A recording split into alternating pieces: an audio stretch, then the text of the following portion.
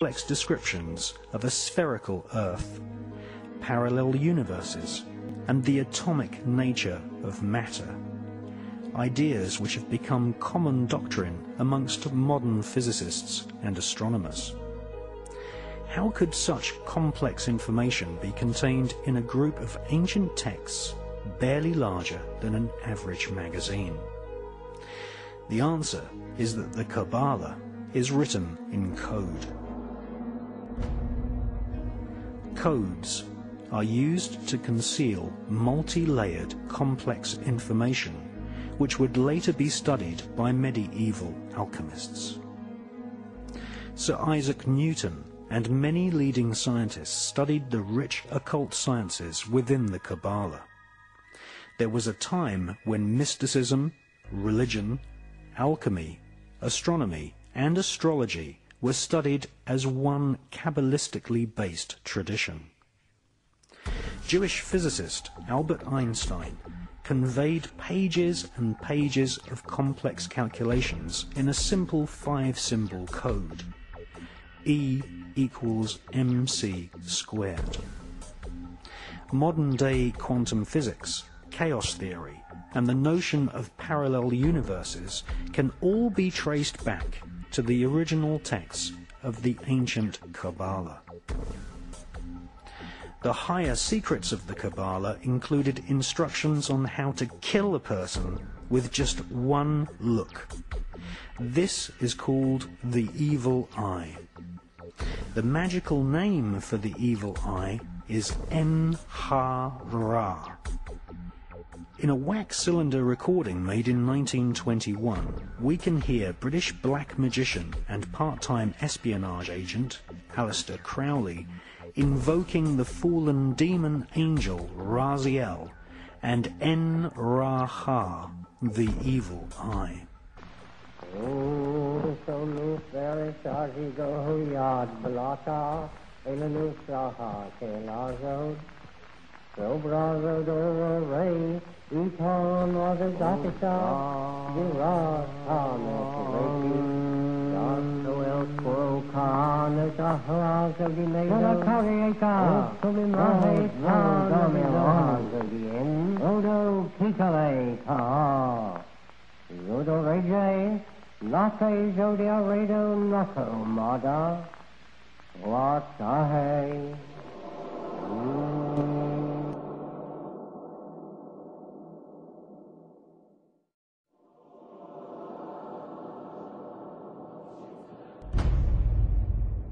Since medieval times, the Jewish people have been considered a race of magicians.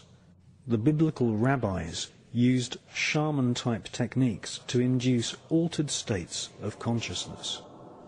Fasting, flagellation, and burying oneself up to the neck were all techniques used to prepare the rabbi-magician for a battle through the 7 portals of the Kabbalistic Tree of Life, where they would eventually meet the supreme deity in a realm called the Merkaba.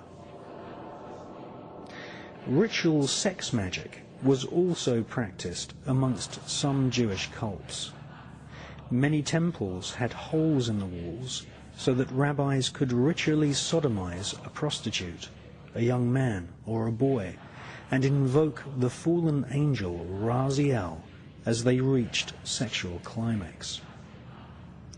The word sodomy is derived from the name of the biblical city of Sodom, in which sex magic and also blood sacrifice were widely practiced.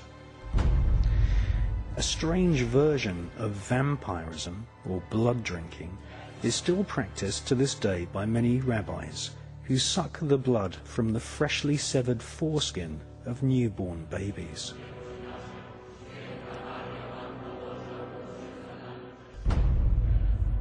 Much of the ritual we see in the modern-day Catholic Church, such as the symbolic eating the flesh of Christ and the symbolic drinking of his blood, are derived from ancient Jewish rituals in which different forms of vampirism and blood sacrifice were an accepted part of this occult tradition. After all, the Pope does wear a Jewish yarmulke.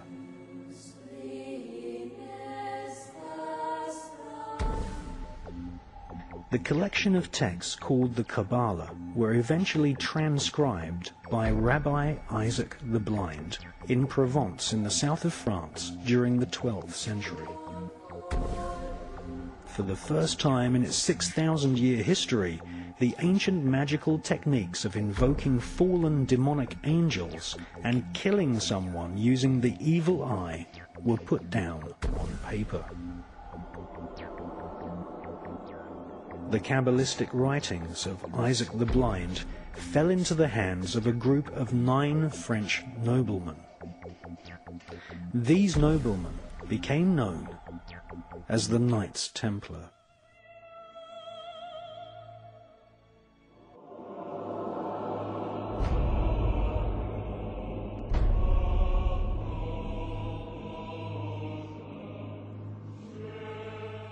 The word cabal, meaning a group who conspire together, comes from the word Kabbalah.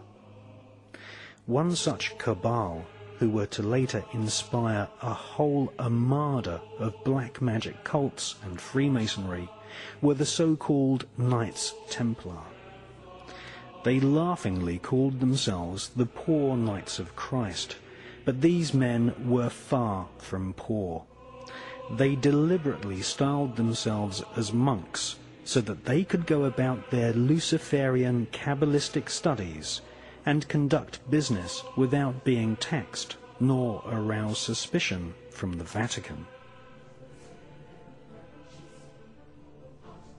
The Kabbalistic higher secrets of ritual sodomy, the evil eye, chanting incantations, necromancy, blood sacrifice, and invoking the fallen angels in service to Lucifer fascinated the French Knights Templar.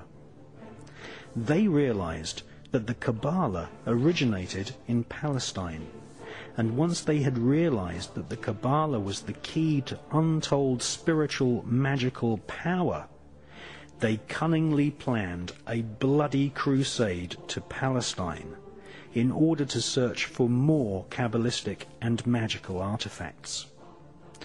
They eventually discovered and looted the Temple of Solomon. Solomon was a biblical magician king who is accredited with inspiring large parts of the corpus of works we now know as the Kabbalah.